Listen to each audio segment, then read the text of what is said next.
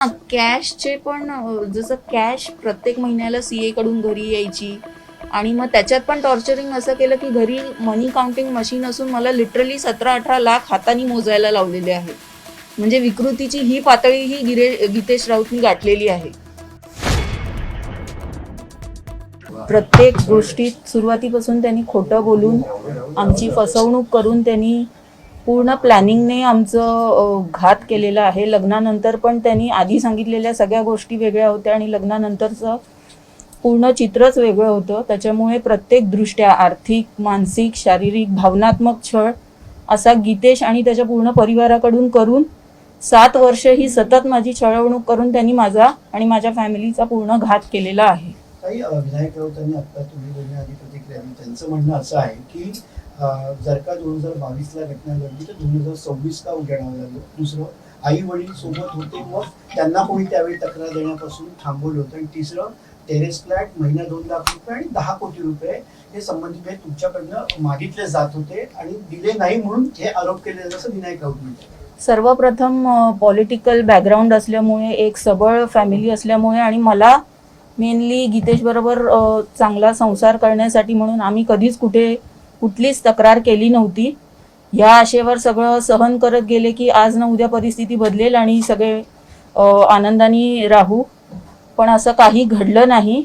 आणि ज्या गोष्टी त्यांनी फ्लॅट, पैसे वगैरे जे काही सांगितलेलं आहे ते नितांत खोटं आहे. कारण त्यांनी जो छळवणूक माझी केलेली आणि प्रत्येक गोष्टीत त्यांनी जे शाब्दिक सुनावणी किंवा मारहाण करून जे त्यांनी माझ्याबरोबर केलेलं आहे ते लपवण्यासाठी आता ते सगळं हे खोटं स्टेटमेंट मीडियासमोर देत आहेत. अघोरी कृत्य म्हटलं महाराष्ट्रामध्ये अघोरी आणि जादूटोणा बंदी विधेयक आहे, त्याची अंमलबजावणी केली जाते. तर तुम्हाला काय सांगा, कशा पद्धतीने अघोरी प्रयोग तुमच्यावरती केले गेले आणि त्यांना किती कठोर शिक्षा झाली?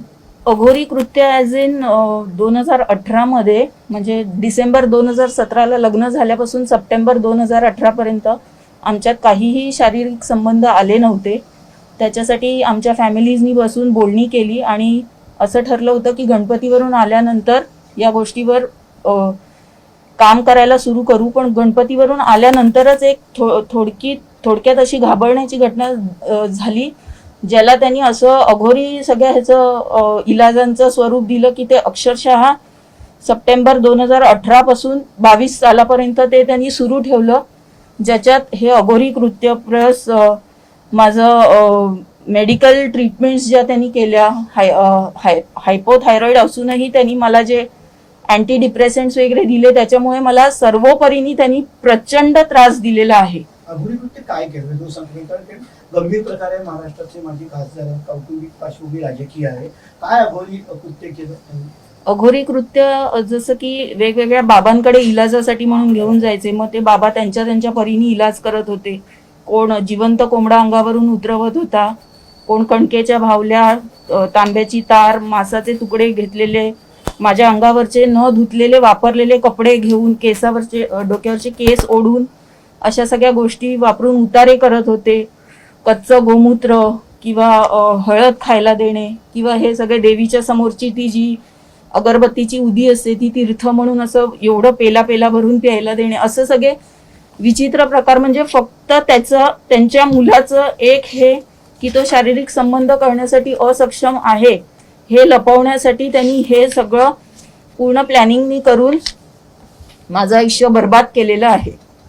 राजकीय दबाव होता का? कारण माजी खासदार राहिले, वजन आहे शिवसेनेने, राजकीय दबाव तुमच्यावरती कशा प्रकारचा होता आणि किती राजकीय कुठल्या दुसऱ्या नेत्यांचा हस्तक्षेप होता का दबाव टाकण्यामध्ये पक्षाचा? राजकीय दबाव तर तसं तो जास्ती असण्यापेक्षा जो एक मेंटल ट्रॉमा मला दिला जात होता, एक घरच्यांकडून जे प्रेशराईज केलं जात होतं. जसं नवरा मला मारहाण करून बोललेला आहे की माझ्या वडिलांनी 2 करोड रुपये इलेक्शनसाठी लावलेले आहे, तुझ्यामुळे त्यांच्या इमेजला जर धक्का गेला तर म्हणजे तू बघ तुझं मी काय करीन, असं सगळं. म्हणजे इतकी त्याची विकृत वागणूक त्यांनी देऊन मला जे एक सर्टन असं ट्रॅप मोडमध्ये ठेवलेलं आहे की नॉर्मल लाईफ हे माझ्यासाठी नव्हतंच कधी. सो त्याच्यावरनं तुम्ही कल्पना करू शकता की काय ट्रॉमा त्यांनी मला या 7 वर्षात दिलेला आहे. विनायक राऊतांची भूमिका कशी असेल, त्यांचं वागणं कसं होतं आणि किती या गुन्ह्यात गंभीर सहभाग त्यांचा आहे? स्पष्टच सांगायचं तर विनायक राऊत हे त्यांच्या दुसऱ्या पत्नीबरोबर आणि मुलीबरोबर दुसऱ्या घरात राहतात. आम्ही ह्या घरी राहतो जे झोपडपट्टीत आहे आणि आम्हाला लग्नाच्या बोलणींपासून आम्हाला कधीही सांगण्यात आलं नव्हतं की दुसरं घर हे झोपडपट्टीत आहे. आणि विनायक राऊत हे नवरात्रीच्या घट बसतो त्या दिवशी आणि घट उठतो म्हणजे दसऱ्याच्या दिवशी फक्त त्याच 2 दिवशी आमच्या घरी यायचे. इतर वेळीस ते कधीही आमच्या घरी आले नाहीत आणि ते फोनवरनं मला अमुक गोष्ट कर, तू ही जबाबदारी घ्यायला पाहिजे, तू तू ती जबाबदारी घ्यायला पाहिजेस. पण त्यांनी त्यांच्या मुलाला त्यांच्या बायकोला कुठलीही गोष्ट समजावून सांगितली नाही आणि ते फोरफ्रंटवर कधी आले नाही, ज्याच्यामुळे यांचा दोघांचा अजून राग आणि ते सगळं फ्रस्ट्रेशन आपण बोलू शकतो ते त्यांनी माझ्यावर अजून व्यक्त केलं. एक कुटुंब प्रमुख म्हणून जसं माझ्या सासऱ्यांनी हे सगळं सांगायला पाहिजे होतं त्या दोघांना, ते त्यांनी कधीही केलेलं नाही. अघोरी कृत्यात किती सहभाग होता विनायक राऊत? हे स्वतः जेव्हा तुम्हाला वेगळे उतारे काढायचे किंवा बाबांकडे घेऊन गेले तेव्हा विनायक राऊत हे स्वतः तिथे उपस्थित होते किंवा असायचे? एका ठिकाणी होते, पण हे जे अघोरी जिथे जिथे आम्ही गेलेलो आहोत ते सगळे कोकण पट्ट्यातले आहेत आणि मूळतः ते सिंधुदुर्ग पट्ट्यातले आहेत आणि त्यांनी जिथे जिथे सांगितलेलं आहे तिथे तिथे आम्ही सगळीकडे हे इलाज केलेले आहेत. म्हणजे अजूनही विनायक राऊत म्हणतात की पैसे पाहिजे होते, टेरेस फ्लॅट पाहिजे होता, दर महिन्यात 2 लाख पाहिजे होते दर म्हणून महिना केलं. 5 लाख गाडी आणि 12 कोटींची तुम्ही मागणी केली होती आणि ते नाही केलं म्हणून तुम्ही आरोप करताय. आणि एवढे वर्ष म्हणून गप्प बसला होतात तुम्ही असं? अच्छा, तर मला असं वाटतं की त्यांनी आणि सगळ्यांनी ज्यांनी मला जवळून पाहिलेलं आहे त्यांनी हा विचार करावा की मी 7 वर्ष तिथे होते, माझ्याकडे बरेच मौके होते जिथे मी त्यांच्याकडनं पैसे उकळू शकत होते किंवा काही त्यांच्या गोष्टींवर माझा हक्क दाखवू शकत होते, पण मी त्याच्यात कधीही नव्हते. आणि माझ्या सिंपल अपेक्षा होत्या माझ्या नवऱ्याबरोबर माझा सुखी संसार आणि माझ्या घरच्यांबरोबर आनंदाने नांदणं. ते त्यांनी न देता इतर गोष्टीत मला भरीस पाडून मला वेगवेगळ्या तऱ्हेने छळून माझं अपमानित असं घाणेरडं आयुष्य त्यांनी माझं केलं. कायदेशीररित्या काय तरतुदी आहे, कशा पद्धतीची कारवाई कायदेशीरदृष्ट्या यांच्यावरती होणं अपेक्षित आहे, कुठल्या कलमांतर्गत त्यांच्यावरती कारवाई, किती गंभीर स्वरूपाची कारवाई असू शकते? आता याच्यामध्ये फसवणुकीचा 498 जो जुना 498 म्हणजे नवीन जो 85 आहे तो दाखल केलाय आम्ही. 318 सेक्शन जे आहे फसवणुकीचं ते दाखल आहे, प्लस महाराष्ट्र नरबळी जो आहे सेक्शन ब्लॅक मॅजिक ऍक्ट, तर तो त्याच्याप्रमाणे आम्ही सेक्शन 3(2) आणि 3(3) हा सेक्शन आहे, नॉन बेलेबल सेक्शन आहे. त्याच्याप्रमाणे सध्या कळतंय आम्हाला की एकाला अटक पण झालेली आहे याच्यामध्ये. तर आम्ही पोलिसांकडे मागणी करतो की त्यांना लवकरात लवकर अटक व्हावा. दुसरं आपण जसं सांगितलं की ते काहीतरी बाईट देत आहेत की एवढे 3 वर्ष काय केलं, ह्याचा मोडस ऑपरंडी जो आहे, मुलाची त्यांची क्षमता जी आहे ते त्यांना पहिल्यापासून माहीत होतं, म्हणून ते एका स्थळाकडे गेले जिथे लोअर मिडल क्लास फॅमिली आहे, बिचारी मराठी साधी माणसं आहेत ती, कुठे त्यांना पॉलिटिकल काही संबंध नाही त्यांचा, फायनान्शियली पण कॅपॅसिटी नाही, अशी त्यांनी बरोबर चूज केली. त्यांनी ती मागणी घातली आणि सर्व खोटं त्यांनी सुरुवातीपासून सर्व गोष्टी सांगितल्या. तशीच आमची FIR आहे, फसवणूक केली आणि त्यांनी असं बघितलं की ते जाऊन पुढे जाऊन काही करणार नाहीत आणि त्याच्याप्रमाणे त्यांनी वेळोवेळी अघोरी कृत्य जबरदस्ती त्या बाबांकडे घेऊन गेले. एका इन्सिडेंटमध्ये त्यांनी फ्लॅटवर पण एका बाबाला बोलवलं, जो इकडचा मुंबईचाच आहे, कुठला कुर्ल्याचा आहे. अशा प्रकारे त्यांनी वेगवेगळ्या कृत्या केल्या जेणेकरून ह्यांच्यावर मानसिक दबाव येईल आणि स्वतःमध्येच काहीतरी कमी आहे. ही एक सायकोलॉजिकल याला हे म्हणतात की एखाद्या माणसाला किंवा एका व्यक्तीला तुमच्यामध्येच कमी आहे, तुमच्यामध्ये कमी, मग तो दुसऱ्याला प्रश्नच विचारत नाही. असं करून सर्व जे भांडं यांचं लपवायचं होतं तसा प्रयत्न केला गेला आणि त्याच्यानंतर एवढे दिवस सुद्धा ही शांत राहिली. कारण का, ते एवढे पॉवरफुल आहेत तिथे MP आणि आता त्यांचा जो हजबंड आहे तो आता नगरसेवक आहे, मोठ्या पक्षासाठी ते काम करतात, त्याच्यामुळे त्यांना कुठे आवाज भेटला नाही. ते जेव्हा माझ्याकडे आले एका सोर्समुळे तेव्हा मी त्यांना सांगितलं की काही घाबरायचं कारण नाही, कोणी असलं तर न्यायाच्या पुढे कोणी मोठं नाहीये. त्याच्यामुळे आपल्याला जे आहे त्याच्यानंतर आपण FIR केली.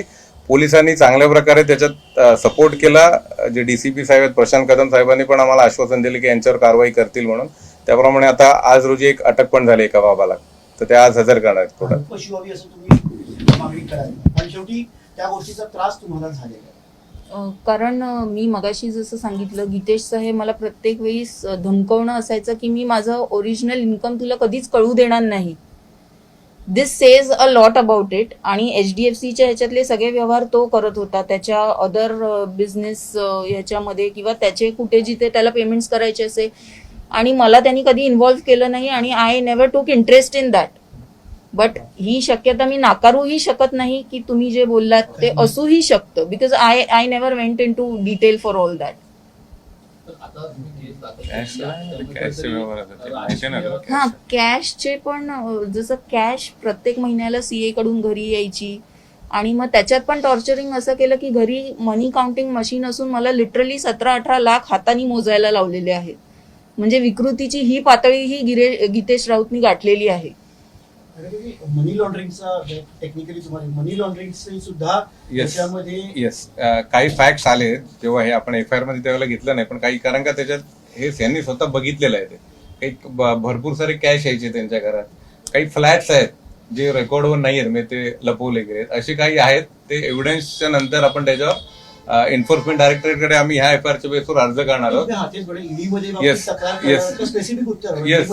येस, करणार आम्ही. ईडी मध्ये तक्रार करणार. यांचे जे काही आहेत व्यवहार, बरेचसे व्यवहार त्यांनी बघितले, तर ते ईडी मध्ये आम्ही ह्या एफ आय आरच्या बेसिसवर, वेगळ्या एफ आय आरची गरज नसते, ह्या एफ आय आरच्या बेसिसवर आम्ही अर्ज करणार आहोत.